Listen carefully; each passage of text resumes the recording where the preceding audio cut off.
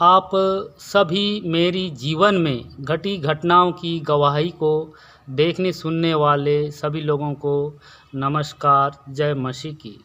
मेरा नाम बुत्सन मौर्य है। मैं बस्तर संभाग के छत्तीसगढ़ से हूँ। मैं आदिवासी अनुसूचित जनजाति वर्ग से संबंध रखता हूँ। मैं अपनी गवाही में बताऊँगा कि मैं क्यों प्रभु यीशु मसीह को मेरा पाप क्षमा करने वाला, पाप खंडन करने वाला, मुक्ति उद्धारकर्ता के रूप में ग्रहण किया हूँ। प्रभु यीशु को स्वीकार करने से मुझे क्या मिला और क्या मिलता है, मुझे क्या फ़ायदा हुआ और आगे क्या फ़ायदा है। आज के वर्तमान दौर में व्यक्ति अपना नफ़ा नुकसान के बारे में सोचकर समझौता करके अपना जीवन जी रहा है। व्यक्ति अपना स्वार्थ, अपना फ़ायदा को पहले सोचता है। मैं भी अपना गुणाभाग करके प्रभु यीशु को मेरा शारीरिक जीवन के साथ और उसके बाद का भी जीवन का प्रभु स्वीकार किया हूँ। मेरे साथ हुआ घटित घटना को शब्दों में बयान करने जा रहा हूँ। सन 1999-2000 में मेरा उम्र 23-24 वर्ष का रहा। उस वक्त मुझ पर गांव में जादू टोना, तंत्र मंत्र किया गया। उसका असर मेरा स्वभाव में विपरीत प्रभाव पड़ने लगा, जैसे बुरी बुरी चिंताओं का आना, नींद न आना, कुछ कुछ चीज़ों को भूलना, मैं कौन हूँ, कहाँ का हूँ, ऐसे याददाश्त का जाना, लोगों से वाद विवाद, बहसबाजी करना, लड़ाई झगड़ा करना, अपने से बड़ों के साथ अशोभनीय व्यवहार करना आदि ऐसे अनेक कई क्रियाएं लोगों के साथ करने लगा। अपने आप को ख़त्म करने के लिए आत्महत्या करने के ख्याल आना, कभी कभी स्वयं के अंदर से आवाज़ का सुनना, तू यहाँ से भाग जा, अपने आप को ऊंचे पेड़ों पर चढ़ा और तू वहाँ से कूद जा, रोड में तेज़ रफ्तार से आ रही गाड़ी के सामने अचानक चला जा। इस प्रकार से दुष्ट आत्मा की अदृश्य ताकत मन मस्तिष्क से मुझको ऐसा काम करने को उकसाता था। और दूसरा ऐसा भी अदृश्य परमेश्वर की आत्मिक शक्ति मेरा मन मस्तिष्क में आता था, जो मैं उनके कहे अनुसार करने के लिए होता था तो मुझे तुरंत रोकता था। एक प्रकार का मानसिक पागलपन का हरकत करने लगा। मुझ में हो रहा बदलाव हरकत को देखकर मेरा पिताजी को लगा कि कुछ भूत प्रेत, जादू टोना, तंत्र मंत्र का साया इन पर है। मेरा पिताजी हिंदू पंचांग देखकर भविष्य बताने वाला दूसरा गांव के ज्योतिषी के पास गए, जिनको बस्तरिया स्थानीय भाषा बोली में पंजिहार कहते हैं। उन्होंने बैगाओं के द्वारा देवी देवताओं के साथ तंत्र मंत्र टोना के साथ बांधन करना बताया। बैगा को स्थानीय हल्बी बोली में गुनिया कहते हैं, जिनका निराकरण के लिए मेरा पिताजी ज्योतिषी के द्वारा तंत्र मंत्र बांधन तोड़ने वाला यज्ञ हवन कराया। समस्या का समाधान नहीं हुआ। फिर दूसरा गांव के ज्योतिषी के द्वारा यज्ञ हवन कराया, फिर भी समस्या वैसा ही था। उसके बाद पिताजी कई बैगा गुनियाओं के पास भी गए, उनके द्वारा जो टोटका करते हैं वो भी कराए। उसके बाद जिस व्यक्ति को देवी चढ़ता है, उस व्यक्ति को बस्तरिया स्थानीय हल्बी बोली में सिरहा कहते हैं। उस व्यक्ति को कुछ समय के लिए दुष्ट आत्मा आता है। वो आत्माएं कई नामों से जाने जाते हैं स्थानीय बोली में, जैसे डोकरी देव, डोकरा देव, बूढ़ी को हल्बी में डोकरी और बूढ़ा को डोकरा बोलते हैं। देवी चढ़ के लोगों के साथ बात करने वाले देवी देवताओं के शरण में भी पिताजी गए। मेरा जीव जान बचाने के लिए गिड़गिड़ाए, जहाँ तक कर सकते थे उतना किए। उसके बाद मेरा जान बचाने का कोई आसरा पिताजी को नहीं दिखा और एक दिन बोले, तू मेरे बेटे बेटियों में 8वां नंबर का है। तुझसे बड़े 5 बच्चे पैदा होने के 1 वर्ष, 1.5 वर्ष, 2 वर्ष के अंतराल में मरते गए और उनका मरने का कारण ये लंगड़ा देव है। स्थानीय हल्बी बोली में खुड़िया देव बोलते हैं। जब तू 1 वर्ष का था, तुझे भी यह देव तेरा जान लेने पर था। तू भी मरने वाला था, तू अपंग था। जन्म होके 3 वर्ष हुआ, फिर भी खड़े होकर चला नहीं था। मैं बचपन में अपंग था, मुझे याद नहीं है। हमने उस कोड़िया देव को कबूल किया, स्वीकार किया कि यह बच्चा अच्छा हो जाएगा तो तेरा ही पुजारी बनेगा। ऐसा बोलने से तू ठीक हुआ। आज जिस लंगड़ा कोड़िया देव को पूजा करता है, उस देव को बैगा गुनिया लोगों ने उससे बड़े देव के द्वारा बांधन किए हैं। यह देव आज तुझको बचा नहीं सकता। हम तेरा माँ बाप संसार की रीति के अनुसार चले और तू पैदा हुआ। तेरी माँ के गर्भ में तेरा शरीर देह कैसे बना, जीव प्राण कहाँ से आया, ये सब हम नहीं जानते। गर्भ में शरीर बनाने वाला, जीव प्राण डालने वाला देव है या भगवान है या महाप्रभु या और कोई है, जो बनाया है वही जाने। तेरा जीवन उसी के हाथ में है। तू बचेगा या मरेगा मैं नहीं जानता। बोले, मेरा दिमाग में विचार उठने लगा कि यह देव तुझे बचाया है बोलने से इस देव को मेरा सृजनहार मान रहा था। मेरा कुटुंब में असंख्य देवी देवताएं भी है जिनको मेरे घराने के लोग पूजा पाठ करते हैं। ये देवी देवताएं भी मुझे नहीं बचा पा रहे हैं। ये देवी देवताओं का असलियत पहचान क्या है, ये कौन है, इनको जानने की मेरे मन में जिज्ञासा उत्पन्न हुआ। धरती, आकाश, सूर्य, चांद, हम मनुष्य, जीव जानवर, पेड़ पौधे को बनाने वाला कौन है? मुझे मरने के लिए डर नहीं लगा, क्योंकि एक दिन सबका मृत्यु निश्चित किया गया है। चाहे आदिवासी हो या हरिजन या पिछड़ा वर्ग या सामान्य वर्ग के, चाहे कोई भी धर्म समुदाय से संबंध रखते हों, एक समय के बाद मृत्यु का होना निश्चित है। परिवर्तन तो प्रकृति का नियम है। मेरा पिताजी, मेरा घराना के लोग धोखे में हैं और मुझे भी धोखे में रखे हैं कि यह देवी देवताएं हमारा सृजनहार है बोल के। ऐसा मेरा मन में संदेह उत्पन्न हुआ। मुझ पर किया गया जादू टोना, तंत्र मंत्र, देवी देवताओं का शैतानी कसर दिन ब दिन बढ़ने लगा। सन 2000 में मई महीना में दिन के 12-1 बजे खाना खाने के बाद शौच होने के लिए तलब जैसे होने लगा। मैं हमारे घर बाड़ी के पीछे कुछ दूरी में गया। मेरा श्वास लेना कठिन होने लगा। वहाँ से मैं पुनः वापस घर में आना चाहा, लेकिन चलना मुश्किल लगा। मेरा जिस घर परिवार में आना जाना है वो गांव के मेरे मोहल्ला पारा का मसीह विश्वासी है। उनका घर बाड़ी मेरे घर बाड़ी से लगा हुआ है। उनका घर नज़दीक लगा। मैं मुश्किल से उनके घर गया। घर में मेरा दोस्त सोया हुआ नींद में था। कोई सदस्य नहीं थे। मैं उस वक्त बहुत तड़प रहा था। मेरा ध्यान दीवार में टंगा यीशु मसीह का फोटो की ओर गया। मन में सोचा, शायद यीशु मसीह जादू टोना तंत्र मंत्र से बचा ले, क्योंकि मैं उस वक्त यीशु मसीह को उतना नहीं जानता था जितना मैं आज जानता हूँ। कक्षा पढ़ाई के पाठ्यक्रमों में कई महापुरुषों की जीवनी संक्षेप में उल्लेख होता है। उन्हीं पाठ्यक्रमों से पढ़ा था, बस उतना ही जानता था। उस मसीह परिवार के लोगों ने मुझे उससे पहले कभी नहीं बताया था कि यीशु मसीह यहोवा परमेश्वर सृष्टि करता है और तुम्हारे देवी देवताओं का भी सृजनहार है बोल गए। उस परिवार की बुजुर्ग सदस्या 75-80 वर्ष की लगभग थी। सुमित्रा डी.ए. डुबास नाम की दादी माँ थी, जो अंग्रेज ज़माने में इंग्लैंड से आए भारत में शासन करने वाले अंग्रेज, जिनका शासन बस्तर संभाग में भी था। इस आदिवासी दादी माँ को ब्रिटिश शासन के एक कर्मचारी अंग्रेज ने अपनी पत्नी बनाया। उसके माध्यम से प्रभु यीशु को जानी और अपना उद्धारकर्ता मानकर ग्रहण की थी।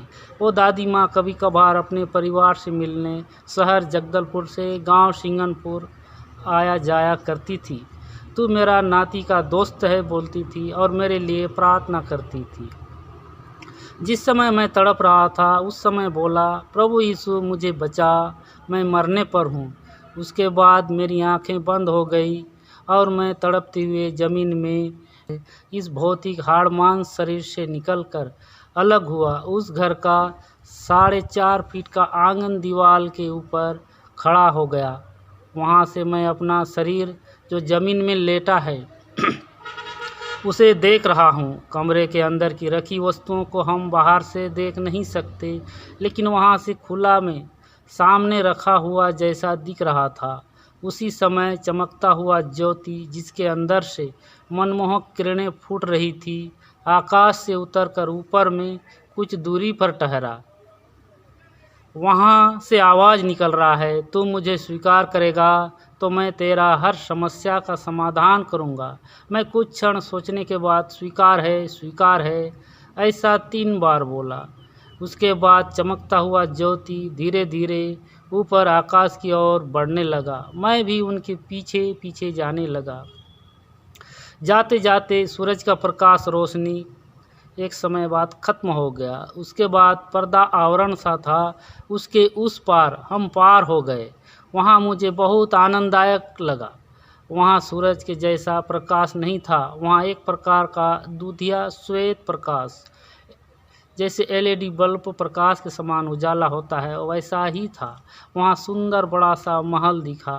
महल का ऊपरी डोम जैसा हिस्सा सोने का समान दिख रहा था।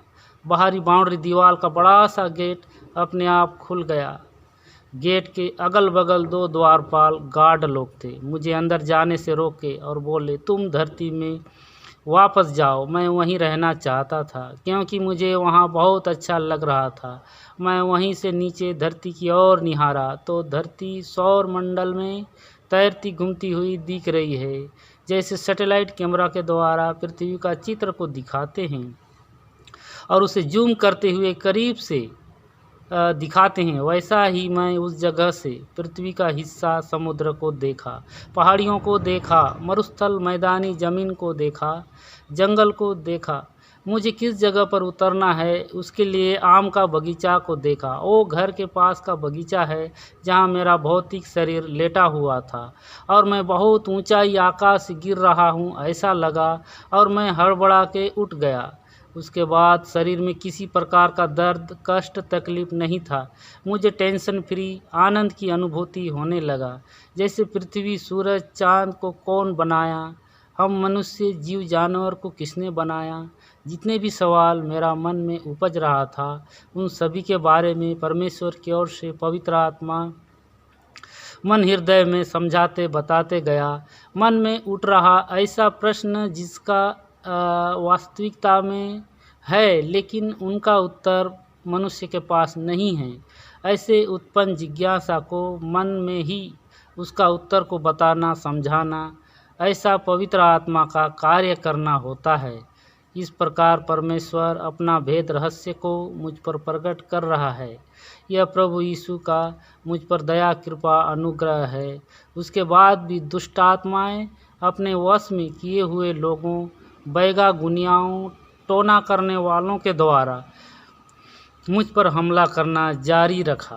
प्रभु यीशु का दया कृपा है, मुझको हर घटी घटनाओं से बचाते ला रहा है, अपने सुरक्षा में रखा है। जब मुझे आत्मिक दुनिया की रहस्य सच्चाई को परमेश्वर अवगत कराया और मैं वर्तमान सांसारिक परिस्थिति को देखा तो मैं जिस आदिवासी जाति समाज के अंतर्गत हूँ, सभी मेरे परिवार, कुटुंब, रिश्तेदार, जाति वर्ग के लोग देवी देवताओं के पूजक, उपासक, आराधक हैं।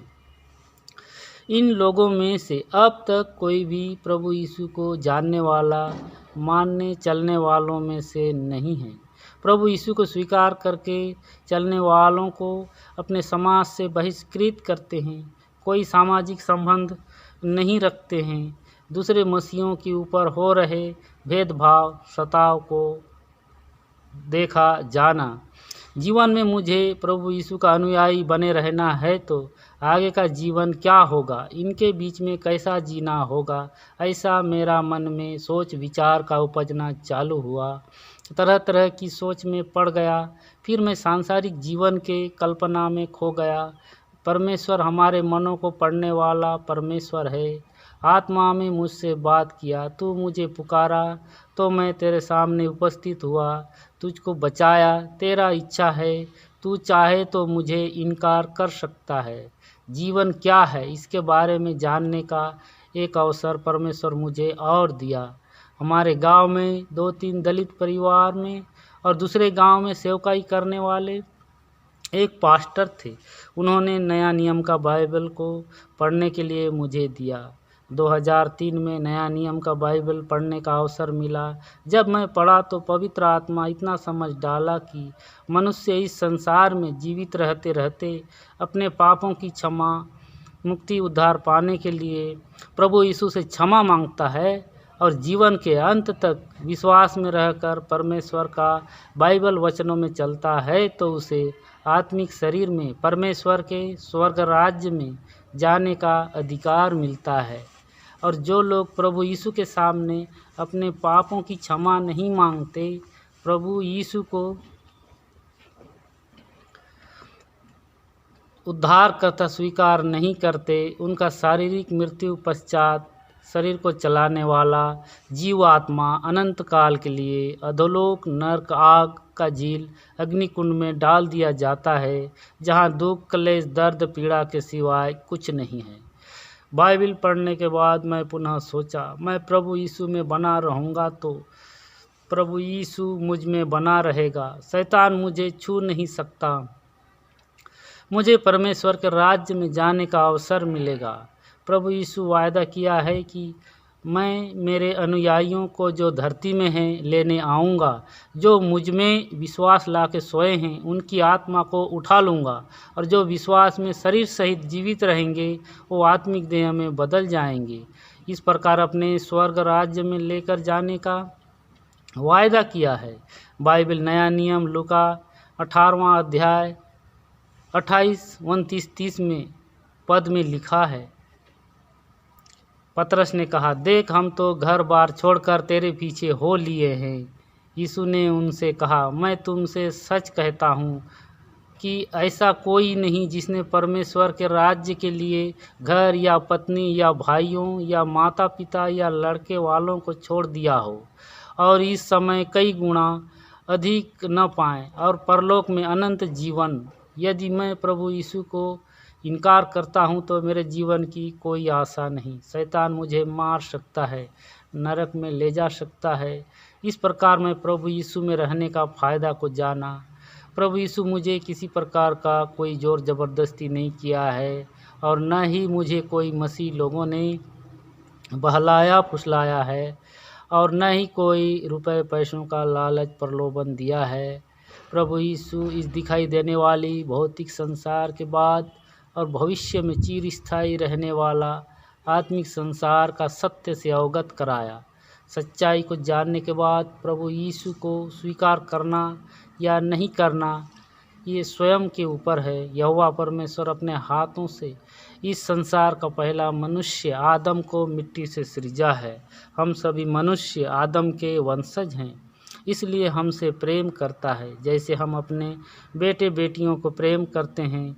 परमेश्वर हमें आज़ादी दिया है, हमें जीवन और मृत्यु को चुनने का अधिकार मिला है। हम मनुष्यों में देह शरीर को चलाने वाला एक अदृश्य आत्मा है जिनको हमारी भौतिक आंखें नहीं देख सकती। संसार के पूरे मानव जाति के अंदर आत्मा होता है। हमारी शारीरिक मृत्यु के पश्चात भी यह आत्मा नहीं मरता।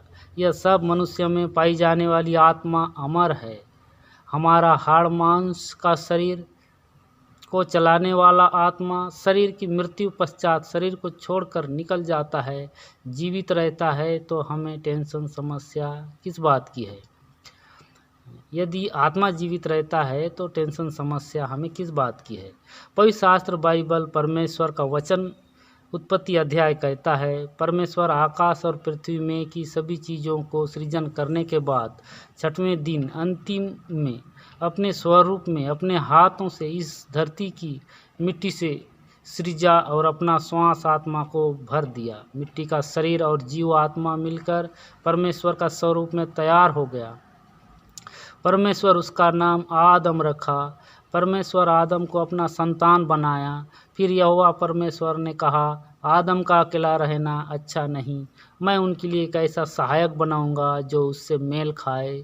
तब यहोवा परमेश्वर ने आदम को भारी नींद में डाल दिया, और जब वह सो गया तब उसने उसकी एक पसली निकालकर उसके बदले मांस भर दिया, और यहोवा परमेश्वर ने उस पसली को जो उसने आदम में से निकाला था स्त्री बना दिया और उनको आदम के पास ले आया। और आदम ने कहा, अब यह मेरी हड्डियों में की हड्डी और मेरे मांस में का मांस है, सो इसका नाम नारी होगा, क्योंकि यह नर में से निकाली गई है। आदम उनका नाम हवा रखा। और परमेश्वर ने कहा, इस धरती को मैं तुम्हारे हक अधिकार में सौंपता हूँ, इस धरती में फूलो फलो और भर जाओ। परमेश्वर ऐसा आशीर्वाद दिया, उनके साथ पारिवारिक रिश्ता जोड़ा, पारिवारिक संगति रखा। आदम हवा परमेश्वर के निज संतान में गिने गए। परमेश्वर अदन नाम की बगीचा में आदम हवा को रखा। वहाँ अनेकों प्रकार के फलदायी वृक्ष परमेश्वर लगाया। आदम हवा शाकाहारी थे और कोई मेहनत नहीं करना पड़ता था। परमेश्वर मनुष्यों को सिर्फ शाकाहारी बनाया था। वहाँ अमृत का फल और भले बुरे ज्ञान का भी फल था, यानी सत्य और असत्य, जीवन और मृत्यु को उन दोनों के सामने रखा। आदम हवा पूरी तरह स्वतंत्र थे। सत्य और असत्य का परिणाम से आदम हवा वाकिफ थे।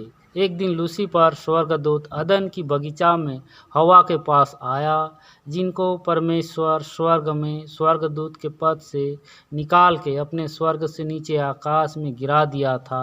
और लूसीफर सांप के अंदर होकर, जैसे किसी व्यक्ति को देवी आता है और वो आत्मा व्यक्ति के द्वारा बात करता है, वैसा ही लूसीफर सांप के द्वारा हवा से कहा, तुम भले बुरे का फल को भी खाओ, तुम परमेश्वर के समान बनोगे। इस तरह हवा को लालच प्रलोभन दिया। हवा लूसीफर के बातों में आकर असत्य मृत्यु को चुनी। लूसीफर हवा को परमेश्वर के विरुद्ध अनाज्ञाकारिता, आज्ञा उल्लंघन काम करने को बहकाया। आदम भी हवा के बातों में आकर आज्ञा उल्लंघन किया। आदम का अनाज्ञाकारिता, आज्ञा उल्लंघन के कारण परमेश्वर का श्राप पाप आदम हवा और उनके जन्मे बच्चों, उनके वंशजों, संसार के हम समस्त मानव जाति पर पीढ़ी दर पीढ़ी उतर रहा है, बना हुआ है। हम समस्त मानव जाति को परमेश्वर पुनः अपने परिवार में जोड़ना चाहता है। इसके लिए परमेश्वर हम सब के श्राप पाप से छुटकारा दिलाने के लिए आज से 2020 वर्ष पहले अपना आत्मा को इस धरती के इस्राएल देश में, अब्राहम के वंशज यहूदी जाति में, दाऊद राजा के घराना में, कुंवारी मरियम के गर्भ में, मानव अवतार रूप में अपना आत्मा को प्रकट किया। वो 100% परमेश्वर और 100% मनुष्य यीशु नाम का व्यक्ति इस धरती में चला फिरा। हम समस्त मानव जाति के श्राप पाप के छुटकारे के लिए अपने आप को बलिदान किया है। परमेश्वर अपने आप को मनुष्य अवतार में क्यों लाया? क्योंकि हम मनुष्यों को श्राप पाप से छुटकारा पाने का हमारे पास दूसरा कोई मार्ग है ही नहीं। यहोवा परमेश्वर ही हमारा सृजनहार और हक अधिकार देने वाला मूल पिता है। मैं इसे दूसरे प्रकार के उदाहरण से स्पष्ट करना चाहूँगा। जब हम पैदा होते हैं तो हम सबका अपना अपना सांसारिक पिता बाप होता है। हमारे घराना परिवार में हमारा चाचा या बड़े पिताजी भी होते हैं। हमारा नाम पिता का नाम से जुड़ा रहता है। जैसे मेरा पिता का नाम जीतरू है, हम अपना पिता का नाम की जगह में अपना चाचा या बड़े पिताजी का नाम को नहीं लिख सकते, नहीं हम बता सकते हैं।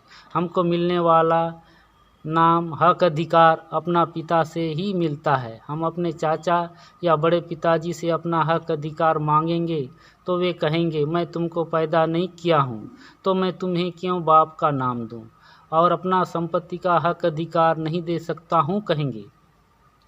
उसी प्रकार हमें हमारे ऊपर चढ़ा कर्ज, श्राप, पाप से छुटकारा देने वाला और अपने स्वर्ग राज्य का वारिस बनाने का हक अधिकार देने वाला हमारा सृजनहार पिता बाप यहोवा परमेश्वर है। परमेश्वर किसी को जोर ज़बरदस्ती नहीं कर रहा है, हमको ये जीवन देकर आखिरी मौका अवसर दिया है। जिस व्यक्ति को परमेश्वर ये भेद रहस्य को प्रकट कर रहा है, तभी वह जान रहा है, वह प्रभु यीशु से अपने पापों की क्षमा मांग रहा है, पश्चाताप कर रहा है, अनंत काल के लिए उद्धारकर्ता के रूप में स्वीकार कर रहा है।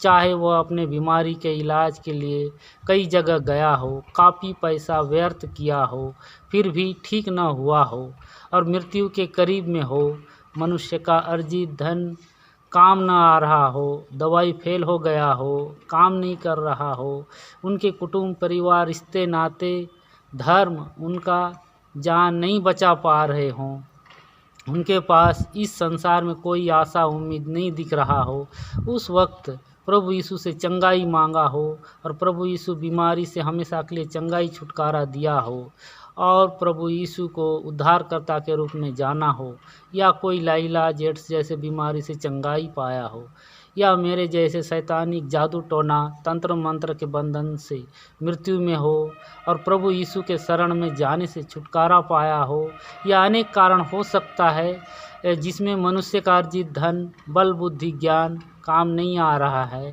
और यीशु मसीह को सामर्थ्य नाम से आशीर्वाद से संभव हो रहा है। इस प्रकार कई कारण हो सकता है प्रभु यीशु को जानने का और स्वीकार करने का। परमेश्वर को जानना एक रहस्य है, एक भेद है। हम अपने भौतिक आँखों से परमेश्वर को नहीं देख सकते हैं, नहीं हम अपने भौतिक बुद्धि से जान सकते हैं। हमारे शरीर को चलाने वाला अदृश्य सूक्ष्म आत्मा परमेश्वर आत्मा से बात कर सकता है, देख सकता है, महसूस कर सकता है। जैसे मैं दर्शन के द्वारा चमकता हुआ ज्योति को देखा, बातचीत किया और उस ज्योति का रहने वाला स्थान में गया, अपने आप को आनंददायक महसूस किया। यही हमारे अंदर की सूक्ष्म आत्मा के दिशा निर्देश द्वारा शरीर का चलायमान हो रहा है और यही शरीर का आत्मा को दुष्ट आत्मा अपने वश में कर लेती है तो मनुष्य को विपरीत विनाश की ओर लेकर जाती है। मनुष्य हिंसक हो जाता है, मनुष्य के लिए बनाए गए नियम के विपरीत कार्य करवाता है, परमेश्वर प्रकृति के विपरीत कार्य करवाता है, जो यह दुष्ट आत्मा का स्वभाव काम है। जैसे व्यभिचार करना, गंदे काम करना, लुचपन करना, मूर्ति पूजा, टोना, बैर, झगड़ा, ईर्ष्या, क्रोध, विरोध, फूट, विधर्म, डाह, मतवालापन, लीला क्रीड़ा और कई ऐसे काम हैं जो मनुष्य को परमेश्वर के विरोध में खड़ा करके परमेश्वर का क्रोध को भड़काता है। और परमेश्वर पवित्र आत्मा के नियंत्रण में होते हैं तो पवित्र आत्मा अपने स्वभाव में चलाती है। जैसे प्रेम करना सिखाता है, आनंदित रहना, मेलजोल रखना, धीरज धरना, कृपा करना, भलाई करना, विश्वास में बने रहना, नम्रता का धारण करना और संयम रखना, ये परमेश्वर का स्वभाव है। और परमेश्वर ये स्वभाव को हम मनुष्य में देखना चाहता है। मैं जिस देव को पूजा पाठ करता था वो देवता और मेरा घराना का देवी देवताओं को भी जानना चाहता था। ये असंख्य देवी देवताएं कौन हैं, ये कहाँ से आए हैं, इनको किसने बनाया है, इनका खुलासा पवित्र बाइबल के पुराना और नया नियम में कई जगहों में लिखित उल्लेख है। इस बाइबल लेख को हम सभी पढ़ सकते हैं। इस सच्चाई को हम जानें, इसलिए परमेश्वर हमारे सामने रखा है। बाइबल का वचन कहता है, जब धरती में जीवन नहीं था, हम मनुष्य और किसी प्रकार का जीव जंतु का सृजन नहीं हुआ था, उससे कई वर्षों पहले यहोवा परमेश्वर अपने स्वर्ग राज्य में अपनी सेवा टहल काम करने के लिए करोड़ों करोड़ों स्वर्गदूतों को सृजा, बनाया। स्वर्गदूतों को कुछ कुछ दलों में बांटकर उनका मुखिया एक एक स्वर्गदूत को बनाया। लूसीफर कई करोड़ों स्वर्गदूतों का मुखिया था, दूसरा मिकाइल कई करोड़ों स्वर्गदूतों का मुखिया। इस प्रकार परमेश्वर अपने अपने काम के अनुसार बांट दिया है। यहोवा परमेश्वर का स्वर्ग सिंहासन में संगीत के साथ आराधना प्रार्थना करने वाले स्वर्गदूतों का टीम मुखिया लूसीफर के मन में लालच घमंड उत्पन्न हुआ कि मैं भी स्वर्ग से ऊपर अपना सिंहासन बनाऊंगा, मेरा भी राज्य होगा, मैं भी राज्य करूंगा। ऐसा सोचने लगा। यहोवा परमेश्वर लूसीफर के मन में उठ रही कल्पना को जान गया और उसको स्वर्ग से नीचे आकाश में गिरा दिया। लूसीफर अपने साथ दल के सभी स्वर्गदूतों को लेकर आकाश में उतरा। परमेश्वर का सृजित स्वर्गदूतों में से 1/3 स्वर्गदूत लूसीफर के साथ हैं। उनका मुखिया आज भी लूसीफर है, लूसीफर के आदेश में काम कर रहे हैं। आज ये स्वर्गदूत इस धरती में कई नामों से जाने जाते हैं, जैसे दुष्ट आत्माएँ, शैतान, भूत प्रेत, डायन, देवी देवताएं आदि अनेक प्रकार के नाम हैं। गिराए गए स्वर्गदूतों की ये मायावी है। हम मनुष्यों को परमेश्वर का गुप्त भेद, रहस्य, सच्चाई को जानने में भ्रम पैदा कर रहे हैं। हम मनुष्यों का सृजनहार अपने आप को पेश कर रहे हैं, पद भ्रष्ट करने में लगे हैं। बाइबल इफिसियों 6 अध्याय के 12वें पद में लिखा है, क्योंकि हमारा यह मल्ल युद्ध लहू और मांस से नहीं, परंतु प्रधानों से और अधिकारियों से और इस संसार के अंधकार के हाकिमों से और उस दुष्टता की आत्मिक सेनाओं से है जो आकाश में है। और पहला पतरस के 5वां अध्याय 8वां पद में लिखा है, सचेत हो और जागते रहो, क्योंकि तुम्हारा विरोधी शैतान गरजने वाले सिंह की नाई इस खोज में रहता है कि किसको फाड़ खाए। यूहन्ना 11वें अध्याय के 25वें पद में लिखा है, यीशु ने उससे कहा, पुनरुत्थान और जीवन मैं ही हूँ। जो कोई मुझ पर विश्वास करता है वह यदि मर भी जाए तो भी जिएगा। मार्ग, सत्य और जीवन यीशु है।